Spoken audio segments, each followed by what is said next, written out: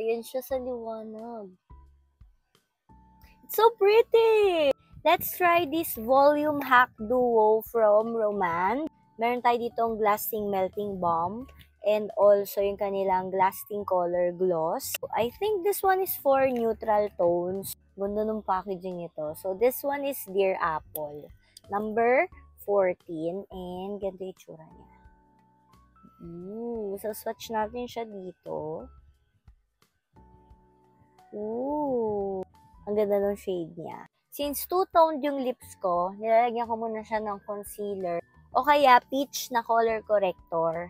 Tapos lalagyan natin siya ng lip liner para medyo nakaangat or naka-overline yung lips natin.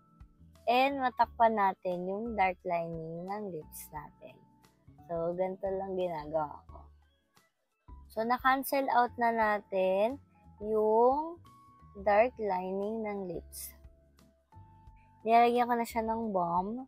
Tamang-tama to kapag meron kayong dry lips. Ako kasi dry lips talaga.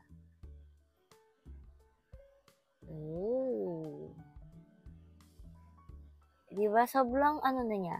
Glossy. Ang ganda ng shade.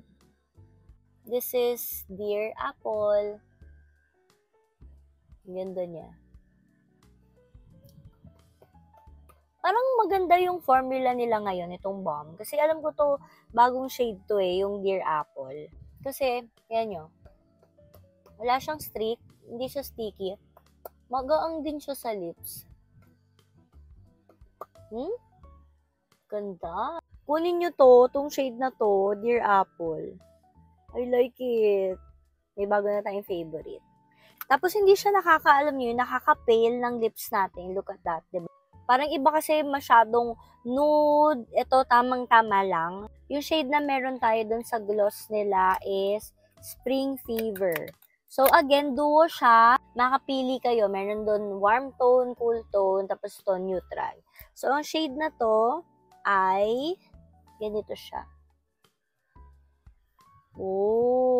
So medyo may pagka red na pink.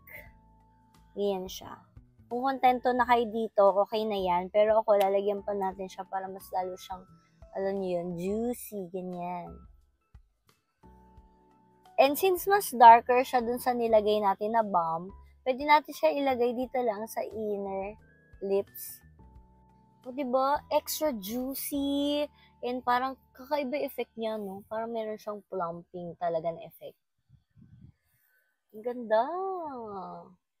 Diba? Hindi na madadry yung lips natin. Parang alam niyo yun, diba ang nipis ng labi natin? Tapos yan ngayon ang ganda nun yun. Betty Boop vibes, ganun.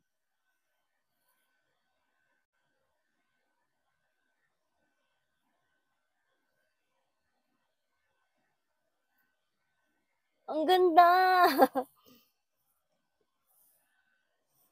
Feel na feel ko na naman. Pero ang ganda niya, guys. Ilalagay ko sa yellow basket. Ang ganda nitong combination na to. At least hindi na tayo mag-isip ko na i-combine natin na balm and gloss. Very juicy, very healthy lips.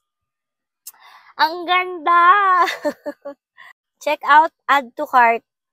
So pretty.